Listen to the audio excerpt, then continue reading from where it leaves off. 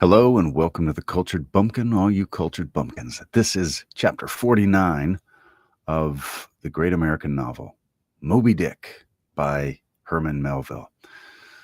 So last time was the first lowering, and then this chapter is called chapter 49, The Hyena. There are certain queer times and occasions in this strange mixed affair we call life when a man takes this whole universe for a vast practical joke, though the wit thereof he but dimly discerns, and more than suspects that the joke is at nobody's expense but his own. However, nothing dispirits, and nothing seems worthwhile disputing.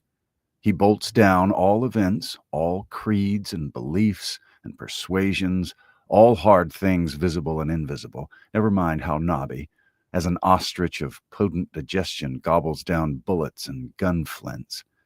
And as for small difficulties and worryings, prospects of sudden disaster, peril of life and limb, all these and death itself seem to him only sly, good-natured hits and jolly punches in the side bestowed by the unseen and unaccountable old joker. That that odd sort of wayward mood I'm speaking of comes over a man only in some time of extreme tribulation.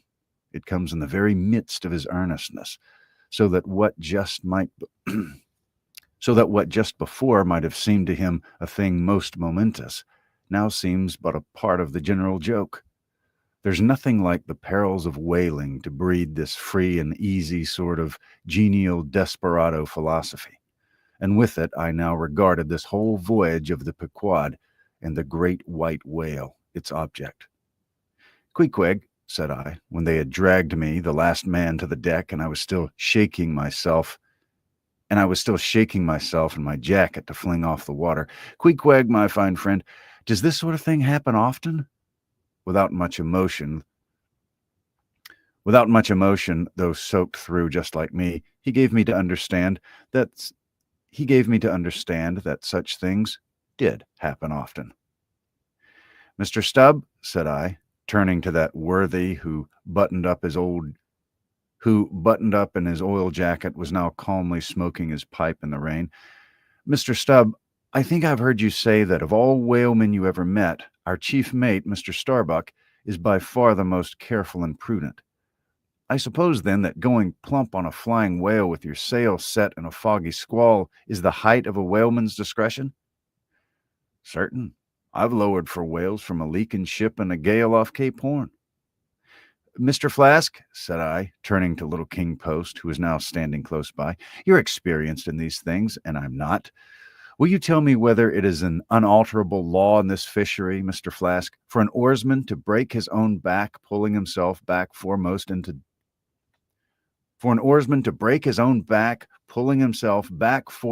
into death's jaws?" "Can't you twist that smaller?" said Flask. "Yes, that's the law. I should like to see a boat's crew backing water up to a whale face foremost. Ha ha! The whale would give them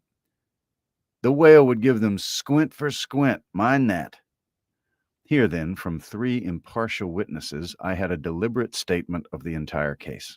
Considering, therefore, that squalls and capsizings in the water and consequent bivouacs on the deep were matters of common occurrence in this kind of life, considering that at the superlatively critical instant of going on to the whale, I must resign my life into the hands of him who steered the boat, oftentimes a fellow who at that very moment is in his impetuousness upon the point of scuttling the craft with his own frantic stampings, considering that the particular disaster to our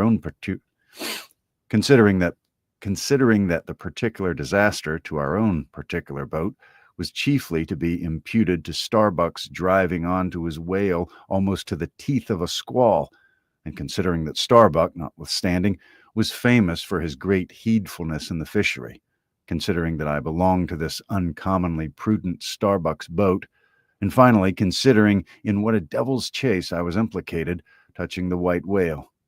Taking all things together, I say, I thought I might as well go below and make a rough draft of my will. "Queequeg," said I, "come along. You shall be my lawyer, executor, and legatee." It may seem strange that Of all men, sailors should be tinkering at their last wills and testaments.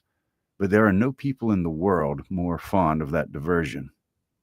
This was the fourth time in my nautical life that I had done the same thing. After the ceremony was concluded upon the present occasion, I felt all the easier. A stone was rolled away from my heart.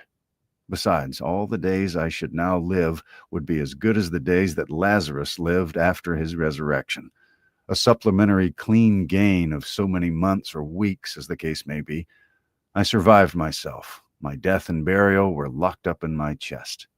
I looked around me tranquilly and contentedly, like a quiet ghost with a clean conscience, sitting inside the bars of a snug family vault. Now then, thought I, unconsciously rolling up the sleeves of my frock, here goes for a cool, collected dive at death and destruction, and the devil fetch the hindmost. That's the end of chapter 49.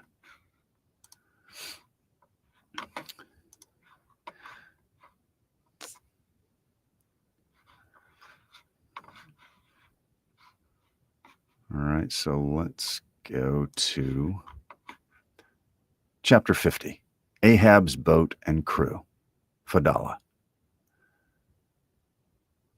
"Who would have thought it, Flask?" cried Stubb. "If I had but one leg, you would not catch me in a boat, unless you may stop the plug hole with a timber toe. Oh, he's a wonderful old man." "I don't think it's so strange after all on that account," said Flask.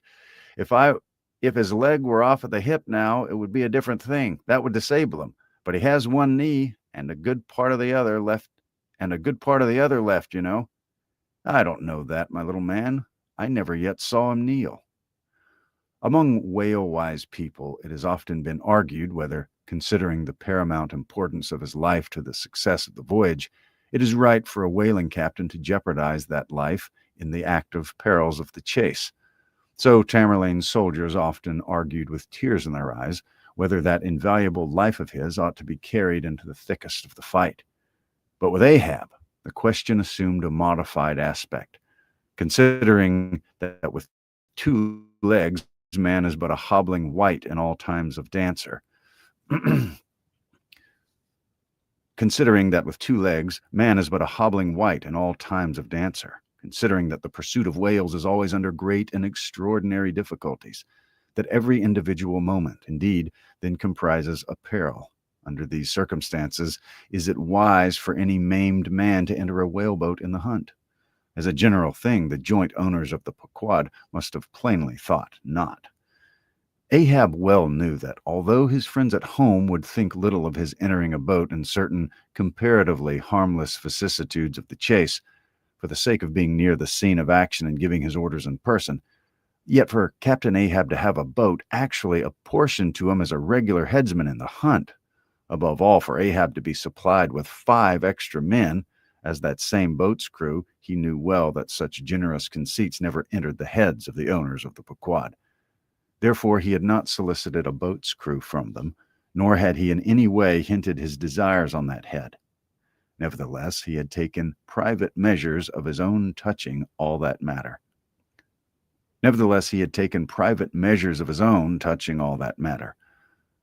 Until Cabaco's published discovery, the sailors had little foreseen it, though, to be sure, when, after being a little while out of port, all hands had concluded the customary business of fitting the whaleboats for service, when some time after this, Ahab was now and then bestirring himself in the matter of making thole pins with his own hands for what he thought to be one of the spare boats, and even solicitously cutting the small wooden skewers, which, when the line is running out, are pinned over the groove in the bow.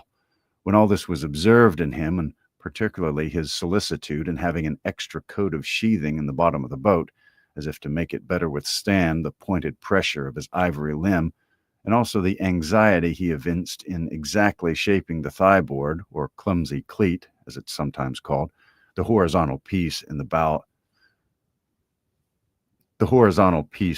bow for bracing the knee against in darting or stabbing at the whale, when it was observed how often he stood up in the boat with his solitary knee fixed in the semicircular depression in the cleat, and with a carpenter's chisel gouged out a little here and straightened it a little there. All these things, I say, had awakened much interest and curiosity at the time. But almost everybody supposed that this particular preparative heedfulness in Ahab must only be with a view to the ultimate chase of Moby Dick, for he had already revealed his intention to hunt that mortal monster in person. But such a supposition did by no means involve the remotest suspicion as to any boat's crew being assigned to that boat. Now, with the subordinate phantoms, what wonder remained soon waned away. For in a whaler, wonders soon wane. Besides, now and then such accountable odds and ends of strange nations come up from the unknown nooks and ash holes of the earth to man these floating outlaws of whalers. And the ships themselves often pick up such queer castaway creatures found tossing about the open sea on planks, bits of wreck, oars, whaleboats, canoes, blown-off Japanese junks, and whatnot, that Beelzebub himself might climb up the side and step down into the cabin to chat with the captain, and it would not create any unsubduable excitement in the forecastle. Be this all as it may, certain it is that while the subordinate phantoms soon found their place among the crew, though still, as it were, somehow distinct from them, yet that fair-turbaned Fedallah remained a muffled mystery to the last. When he came in a mannerly world like this, by what sort of unaccountable tie he soon evinced himself to be linked with Ahab's peculiar fortunes, nay, so far as to have some sort of a half-hinted influence, heaven knows, but it might have been even authority over him. All this none knew, but one cannot sustain an indifferent air concerning Fedallah. He was such a creature as civilized, domestic people in the temperate zone only see in their dreams, and that but dimly, but the like of whom now and then glide among the unchanging Asiatic communities, especially the Oriental Isles to the east of the continent, those insulated, immemorial, unalterable countries, which even in these modern days still preserve much of the ghostly aboriginalness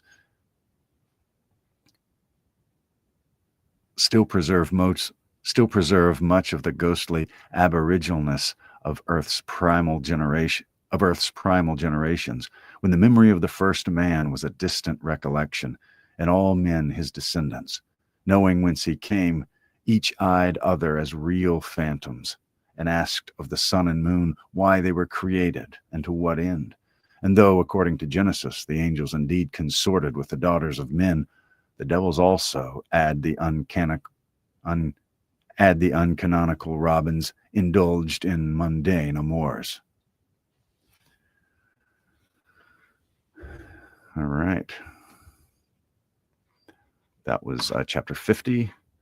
So we will end that for tonight. That's chapters 49 and 50. When I'm done, I will edit these up into an audiobook. So if you like classic literature, you'll like it here. I do this a lot, and I've started doing vertical lives also during the day. Like I'll just read from some other book and not really record it. It's a little more conversational. And so that's been fun too. So definitely subscribe if you haven't. Please like this video if you haven't. That'd be cool if you did. And thank you very much for watching. And I will see you next time. The good Lord willing.